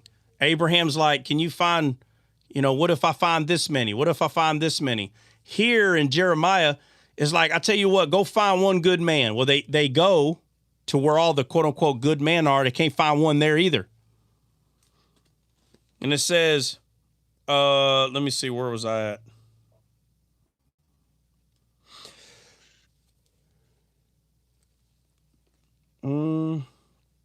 Okay, so they couldn't find a good man. And then he brings out how carnal they are. And then verse 9, shall I not visit for these things? These men that went into Sodom and Gomorrah, weren't they there visiting? Then it says that we came to see the outcry. That's why they went, right? Yep. So in 9 it says, shall I not visit for these things? Saith the Lord, and shall not my soul be avenged on such a nation as this? Go ye up upon her walls and destroy, but make not a full end. Take away her battlements, for they are not the Lord's. For the house of Israel, for the house of Judah, have dealt very treacherously against me, saith the Lord. They have belied on the Lord and said, it is not he, neither shall evil come upon us, neither shall we see sword nor famine. And the prophets shall become wind, and the word is not in them. Thus shall it be done unto them. So if the prophets just became wind, what is that saying? Turn to dust, like salt. A vapor in the wind. Well, yeah, but look what it says. It says, and the prophet shall become wind, and the word is not in them. Context. So they're not going to become a vapor in the wind. It says the word is not in them.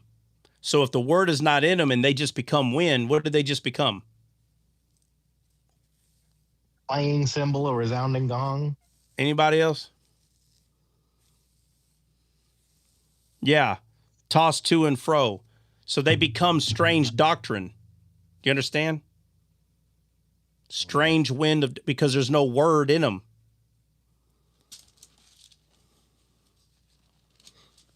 So it says,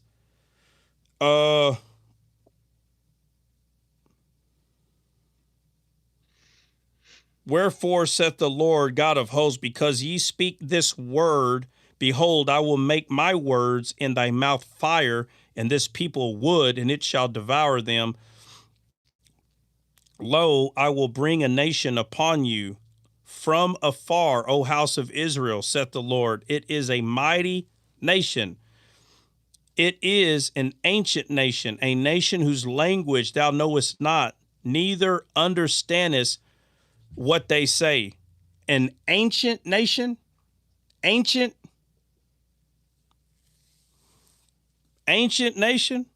Ancient of days, maybe? All right. So it says,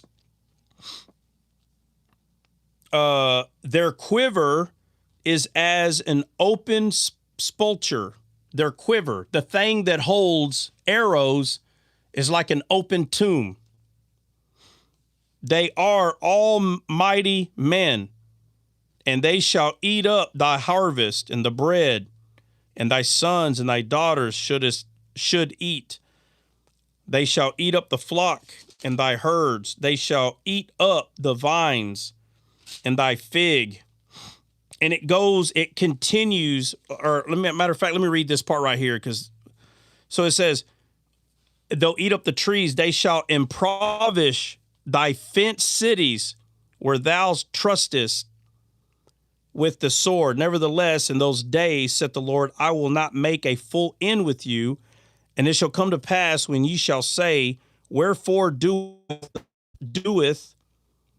the Lord our God all the things unto us, then shalt thou answer them, like as ye have forsaken me and serve strange gods in your land, so they shall serve strangers and the land that is not yours. Declare this in the house of Jacob and publish in Judah, saying, hear now this, O foolish people, and without understanding, which is the spirit of understanding, which have eyes and see not, which have ears and hear not. Fear ye not me, saith the Lord. Will ye not tremble at my presence, which have placed the sand for the bound of the sea, and a perpetual decree that it cannot pass it? And though the waves thereof toss themselves, yet can they not prevail. Though they roar, yet can they not pass over it. But this people hath a revolting, rebellious heart. So he goes in there. Let me see. There's a certain part. Let me see where it's at. I'm going to finish reading it, guys. Y'all don't get bored out. Yeah, a revolting heart. Let's see. 24, it says, neither say they in their heart, let us now fear the Lord God that giveth rain, both the former and the latter. The former and the latter rain. In his season he reserveth unto us appointed weeks of the harvest. Your iniquities have turned away these things, and your sins have withholden good things from you. From among my people are found wicked men. They lay wait as he that setteth snares. They set a trap. They catch men as a cage is full of birds. So are those houses full of deceit. Therefore they are become great and waxen rich. They are waxen fat. They shine. Yea, they overpass the deeds of the wicked. They judge not the cause of the fatherless, yet they prosper. And the right of the needy do they not judge. Shall I not visit for these things? I knew he said it again, but I was like, bro, where the heck is it at? All right, it's been a minute. But he says, shall I not visit for these things, saith the Lord? Shall not my soul be avenged on such a nation as this? A wonderful and horrible thing is committed in this land. The prophets prophesy falsely, and the priests bear rule by their means. And my people love to have it so. And what will ye do thereof? So he says twice, shall not I visit for these things, saith the Lord? Shall not my soul be avenged? So the reason why I keep asking, and we'll get back to the line and that in just a second, we'll be done. But he says, shall my soul not be avenged? Whose soul is crying out?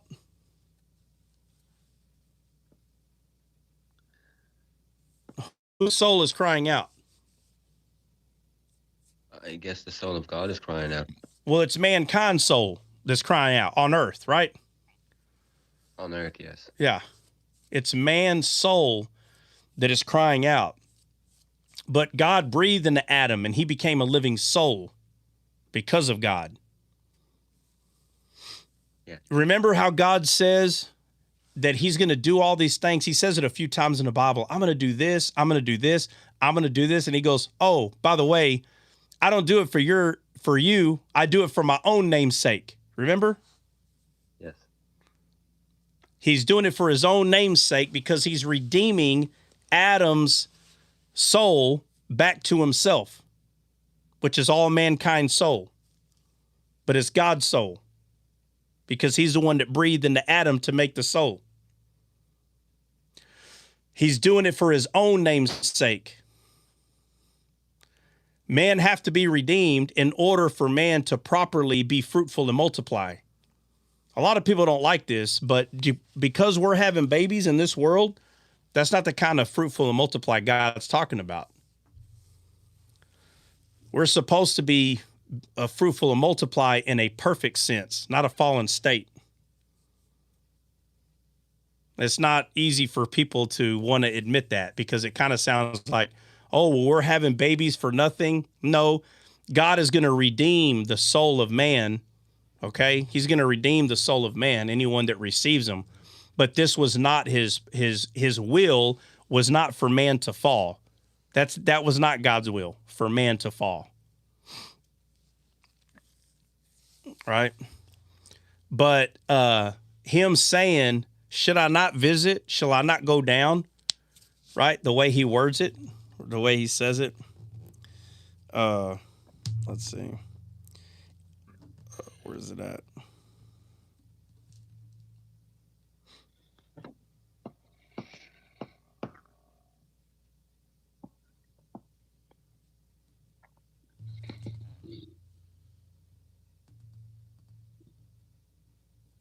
Oh, or did I go back? I think I went back. Hold on.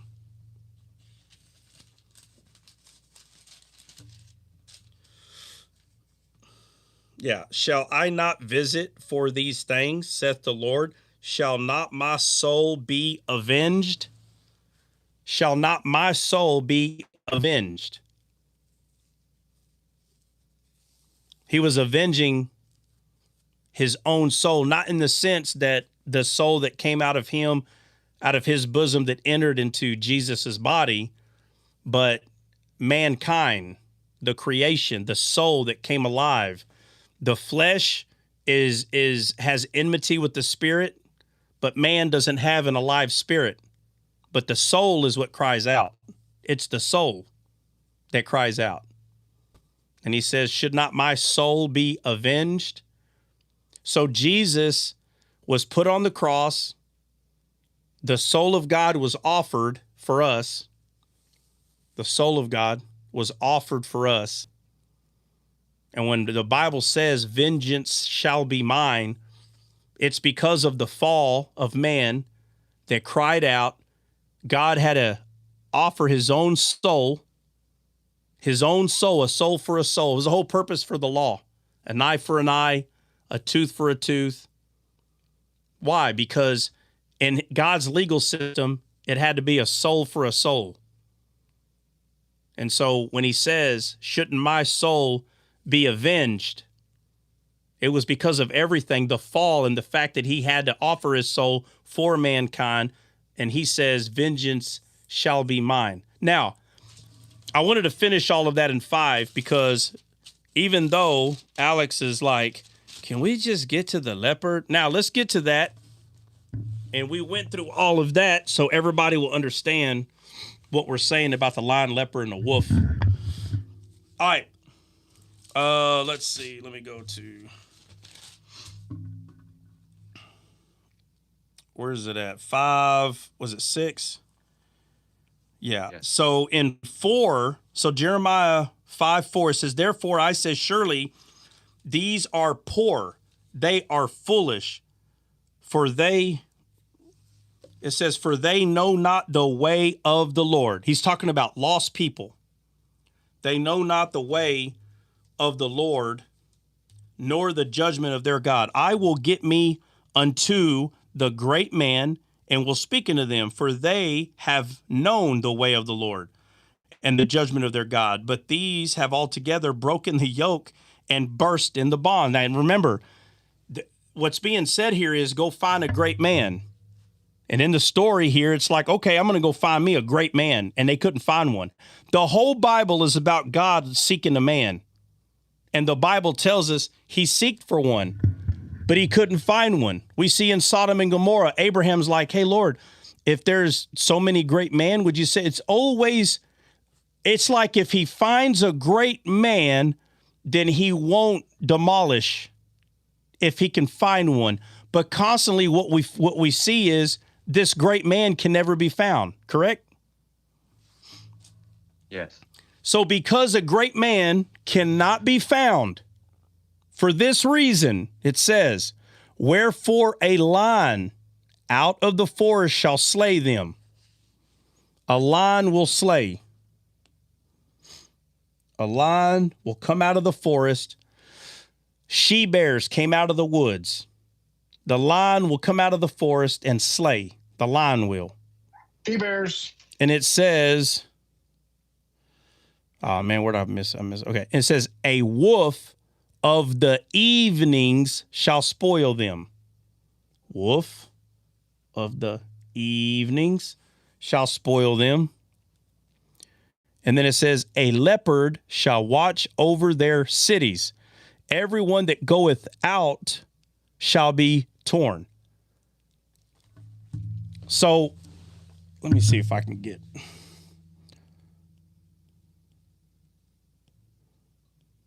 See if I can do it like this.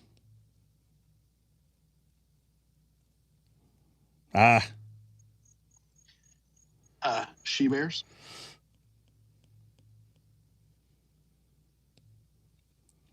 All right.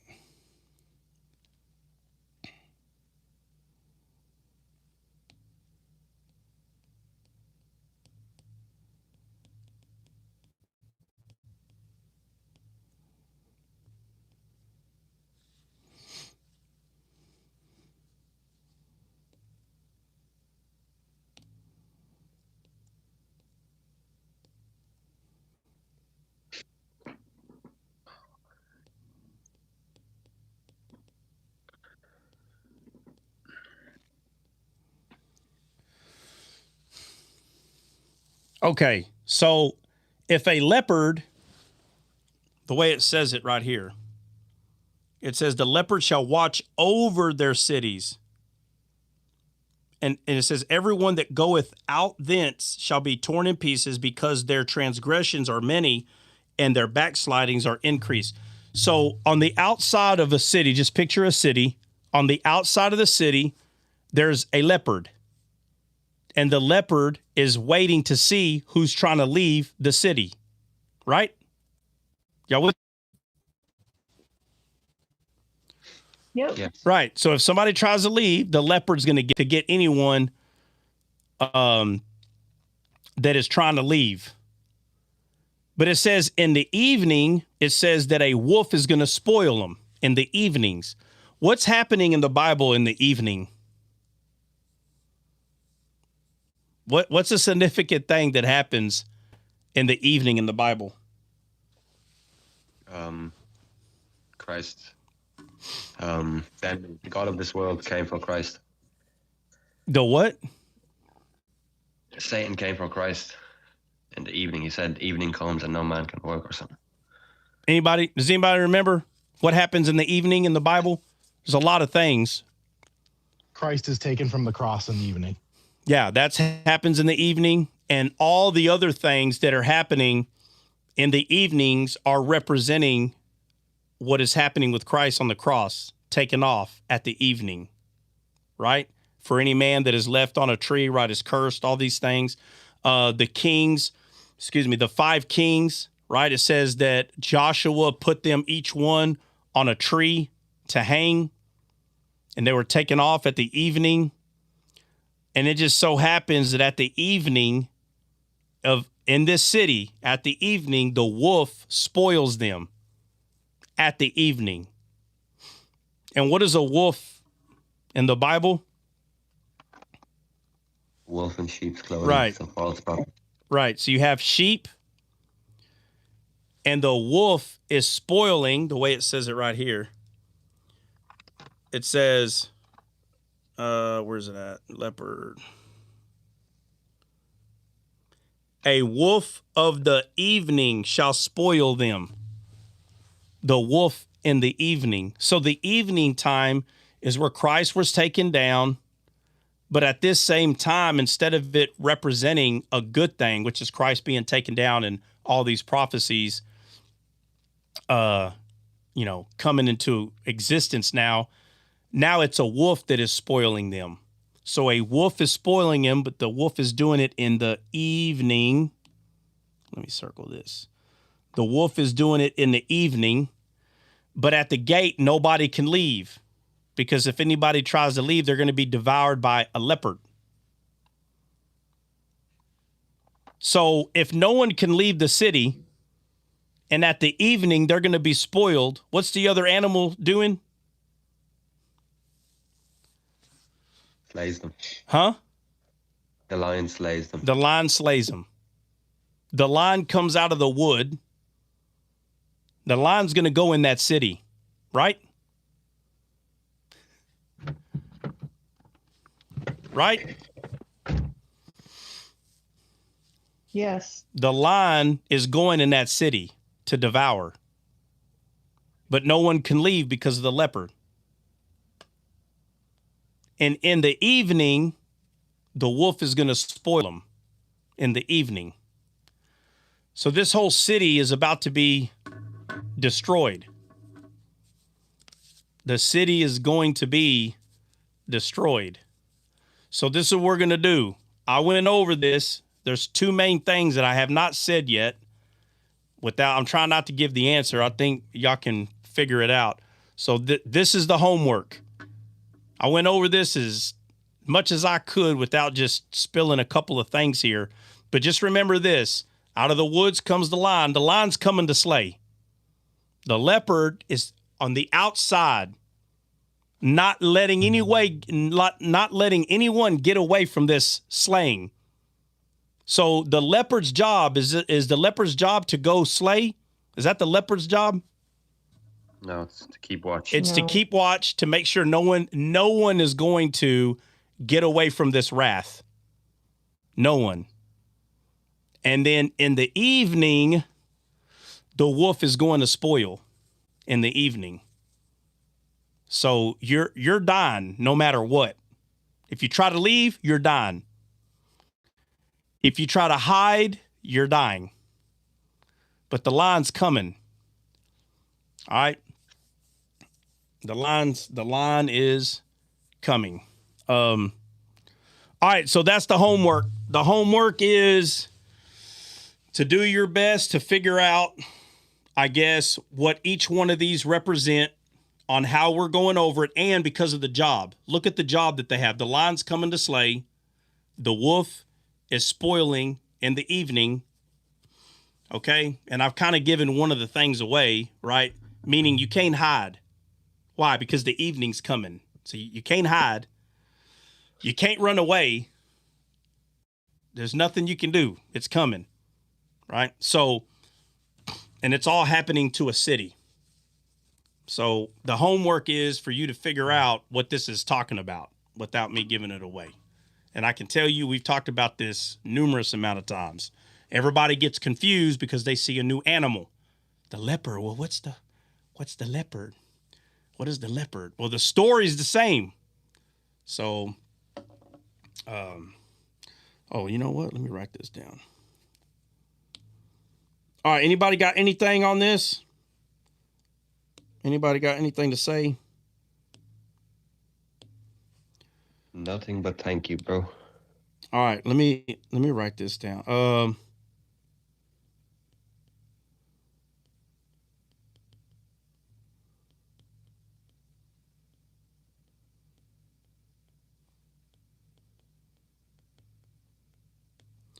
right, nobody got nothing. All right, let me move this. Everybody's sleeping today. All right. I don't want to hear nobody say they didn't know they had homework. Homework, man.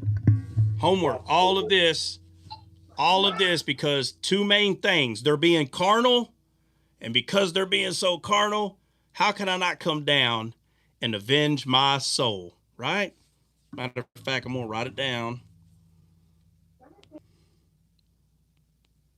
Because Alex asked.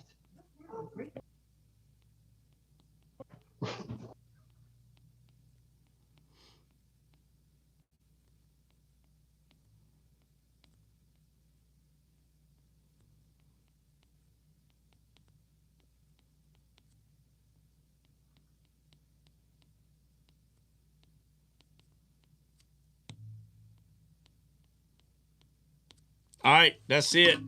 Guys, what time is it? Ooh, I should have got off 30 minutes ago. Yeah, the reason why I went ahead and read the rest of that chapter is because I didn't want to have to go over this anymore. I think we've been taking too long to finish this, and that's because there's been a lot of other questions and stuff that came through here. But I want Alex at least to get some sort of answer today, which I'm sure there's some of that has been there. But tomorrow, hopefully, Alex, you come back so everybody can give what they did for homework. And like I said, there's a couple of main things on purpose that I didn't say, but I think everybody should understand it when we go over it tomorrow. So, well, who's coming? Who is that? Somebody trying to, before you bounce. Yeah. Before you bounce, have you heard of vet ticks? Vet ticks. VETIX. Vet ticks. I don't know if I have. What is that? You should look into it. You get free tickets to veterans. Get free tickets to different events. They donate them to veterans. And VetTix is like a nonprofit organization. And what they do is like you got to get verified. You need 214, all that stuff. But after it's done, you get like free tickets to concerts, free tickets to baseball games, football games. So yeah, no, I'm not sure. I don't think I've heard of that. Mm-mm. If you're a vet, you should look into it. That's how I got tickets to the baseball game I went to the other day. It's absolutely amazing. You want?